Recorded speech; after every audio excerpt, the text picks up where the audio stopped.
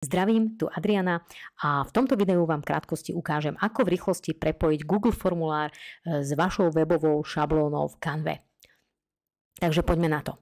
Ak neviete, ako vytvoriť Google formulár, tak pozrite si moje predošlé video, kde sme hovorili o tom, ako vytvoriť ten Google formulár, ako v jednoduchosti napojiť alebo prepojiť s vašim CRM systémom realitného makléra. Takže máme ten Google formulár vytvorený a v podstate máme tu už prepojený aj CRM systém, tú tabelku vlastne, ale tentokrát my potrebujeme link, ktorý zase zaintegrujem do webovej šablóny.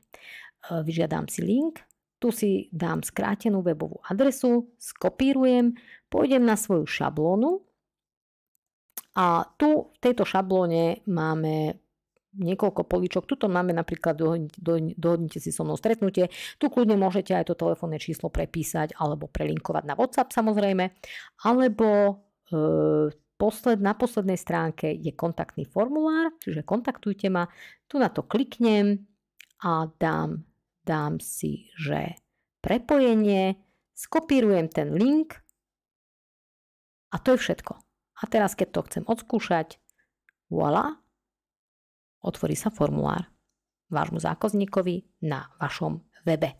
Takže to je všetko z mojej strany. Dúfam, že to bolo nápomocné. Sledujte ďalej môj kanál.